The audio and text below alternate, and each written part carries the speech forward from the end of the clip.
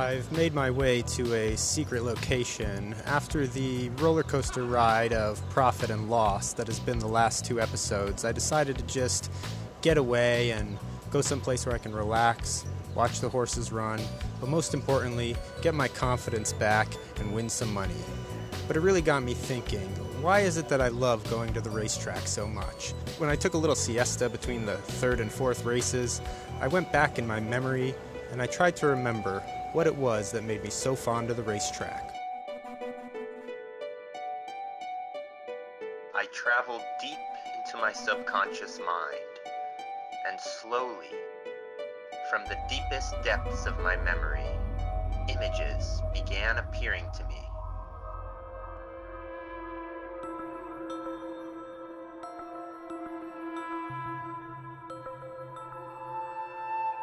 And then, a light bulb went off.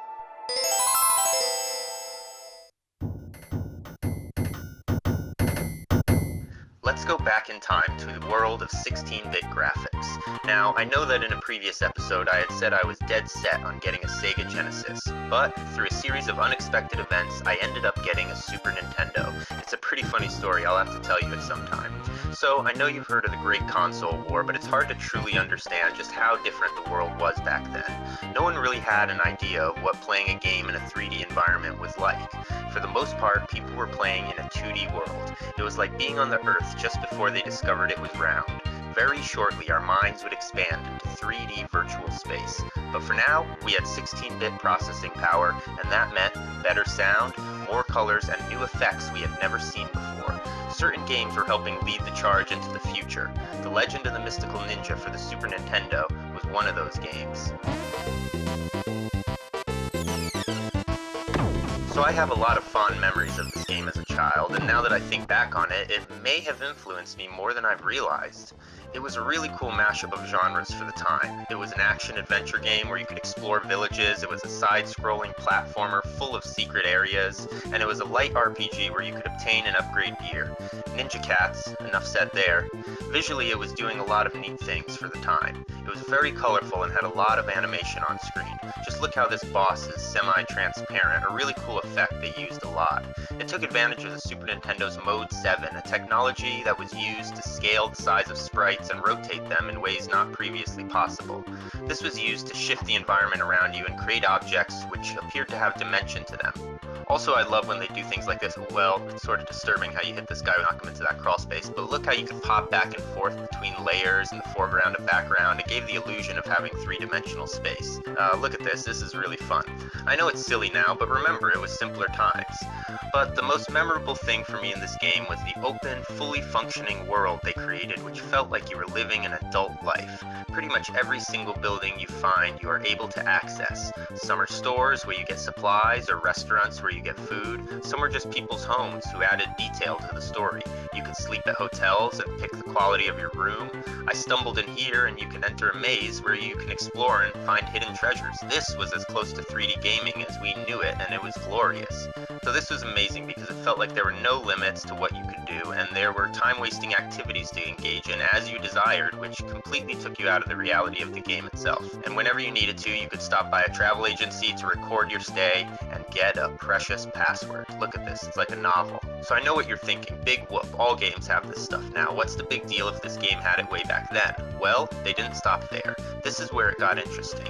I think I know what the game's all about, and then I stumble in here, and this girl says, "Hi, welcome to the arcade. Do you want to play a game?" And I go, "Hell MFing yeah. They have arcades with arcade games in the game. This is a cool little nifty trick games do now, but back then it was mind-blowingly cool." Then when you enter Warlock Zone 3 and cross a bridge, you get to a kind of choke point. You have to enter this park here. You have no choice. And when you go inside, it may change your life forever, as it did for me. So maybe you have an interest in experiencing horse racing, or one day you find yourself among friends or colleagues at the track. You want to partake in the action, but there is a lot going on, a lot of info, and it can be overwhelming.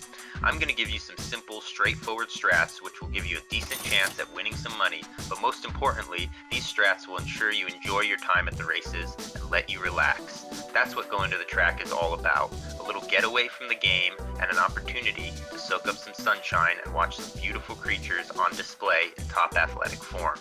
So here we go. Every 20 or 30 minutes, a race will be going off, and between that time, you can place wagers. Betting strats can get pretty complex, and if you're a seasoned gambler, just bear with me here as I dispense this simple advice. If you have more complex methods, feel free to share in the comments. Okay, first, look at the upcoming race and see how many horses are running. Let's say there are 10 horses. Don't look at the names, don't look at what they ate for breakfast, just look at how many there are. Next, pick two numbers and don't second guess your pick. Now, place your wager. The type of bet you're making is called an exacta box. That simply means you're picking the two horses who will come in first and second, but not which one will be first or second. Next, the amount. Some tracks let you do a $1 minimum, most allow $2 minimums. So, the way you would phrase your bet is, I'd like a $2 exacta box with the X and Y horse. X and Y will be the numbers you chose. Now the bet will cost $4 total because you are boxing the horses to increase your odds. And that's it. Take your betting slip back to your seat and it's kickback city.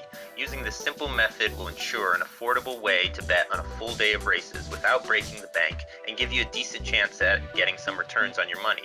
Of course, there will be many times you leave the track without winning at all. That's why it's important to enjoy yourself while you're there.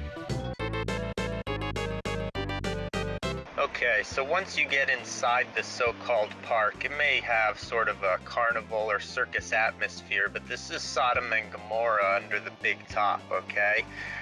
You got these pretty much defenseless enemies walking around here. They're just dropping loose change left and right for you to pick up. Like the rest of the game, you can go inside all of the buildings, but here it's a little different because they've got games to play. Endless games. Here's a simple one. You just gotta get the ball inside of the cup balanced on the guy's head. It's harder than it looks. So we move on. They got all kinds of fun stuff in here. Next up is lottery. Now I don't remember ever winning the jackpot when I was a kid playing this, but sure enough, as we're playing right here, look what happens. I pick the cat, D0, roll the dice, and it comes out in my favor. And not only do I win the third prize, I win the grand prize, so the bank in the bottom there is multiplying. It's quite nice. And then I entered this place, and I gotta say, when I first saw this girl in this sort of suggestive pose on the mat, asking if I wanted to play a game, I wasn't sure what kind of transaction was about to take place here. It was pretty exciting when I was a young kid and I first stumbled upon this. But here it is. It turns out she wants to play dice. That's kind of exciting also. So, yeah, might as well play, right? And we'll make this interesting. You can bet on everything under the sun in this park. I lost. Finally arrived, the horse racing track. I have so many fond memories as a kid. I mean, I would literally go through the park and just grind against these easy opponents, just build up a bankroll and go back and bet on horses.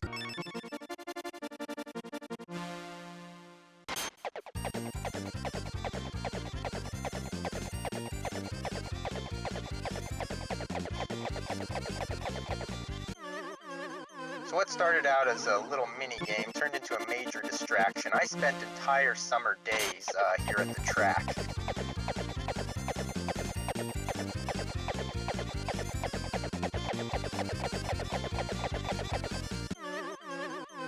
It became quite an obsession. Today appears like I'm not going to win anything.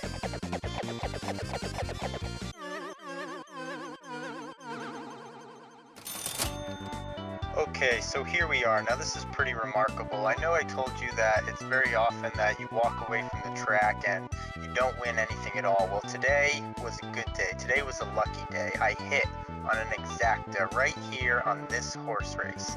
Exacta box. I hit it on the 2-1 horse, and the really remarkable thing about it, this sort of stuff happens in horse racing all the time. It's stranger than fiction, but the way the horses finished in this race, in first, second, third, and fourth place respectively, it was the 1, 2, 3, and 4 horse. You just can't make this kind of stuff up, and odd things like that happen all the time. So I was the big winner. I won $69 off of a $4 bet.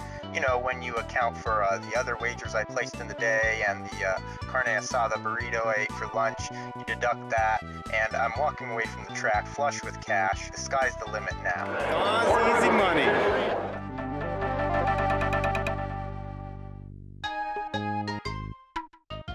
Later on, after paying off my friend who bankrolled my little trip to the track, I headed over to a local casino just to sort of hang out.